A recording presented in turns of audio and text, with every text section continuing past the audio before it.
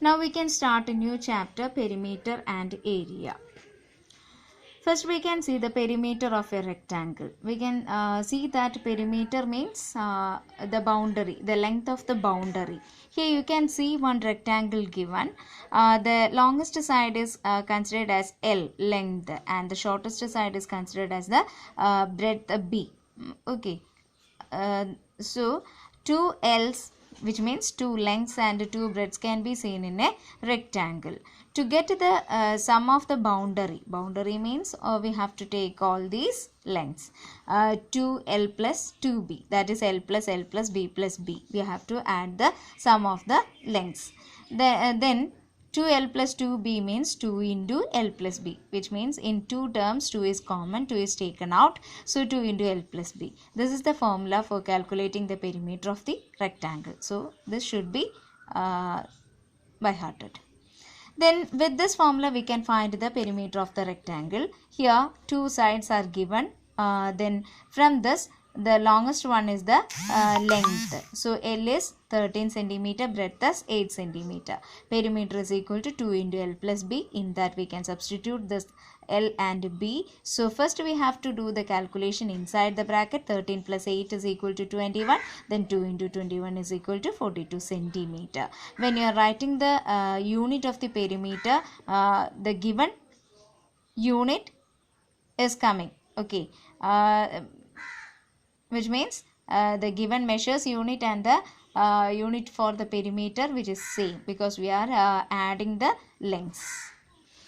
Then next question is also the same like the previous one, that is we have to give 2 into L plus B for calculating the perimeter.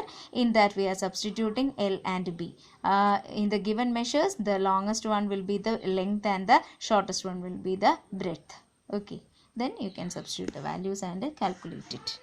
Then third question, the length of a rectangular hallway is 3 times its breadth. Here length and breadth are not directly given. It is given according to one condition. That is breadth and length we don't know. Length is considered as 3 times its breadth.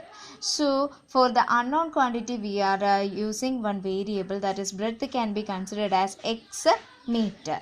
Then what is length? Length is equal to 3x.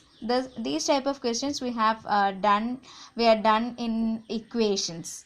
Okay, using the given condition how we can make the equation. So the same way here breadth can be considered as x and length can be considered as 3x because it is given 3 times its breadth. Then perimeter is given as 48 meter. So 2 into L plus B, which is equal to 48. You can see the steps in which way we are going to solve this question. So this correct order you should maintain when you are solving the question. So the given perimeter we are writing 48, that is 2 into L plus B. Again for L and B we can substitute the values, that is L is 3x and B is x. So 2 into 3x plus x. That is 3x plus x is 4x. 2 into 4x is equal to 48. Then you can solve the equation. 8x is equal to 48. X is equal to 6 meter. X means breadth. So we got breadth as 6 meter. Now we can calculate length. That is length is equal to 3x. 3 into 6, which is equal to 18 meter. Okay. The next one is perimeter of a square. We can see square is having 4 sides of equal length. So it can be considered as A. Then A plus A plus A plus A, that is 4A is the perimeter of the square. Here A means side of the square. So you can just study this one. Perimeter of square is equal to 4A, but it should be clear that A means the side of the square. Then find the perimeter of square ABCD if B is equal to 11 centimeter. We can calculate the perimeter of the square, that is equal to 4A. Here A means the side of 11 centimeter. So 4 into 11, it is equal to 44 centimeter. You see the unit is given as the same question. Okay. What is the length of a square whose perimeter is 36 centimeter? In this question, perimeter of the square is given. That is 4A. Perimeter is 4A. 4A is equal to 36. From that we can calculate A. That is 36 by 4, which is equal to 9 centimeter.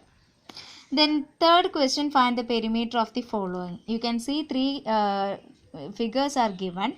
To calculate the perimeter of any figure given, we can just take the sum of the sides.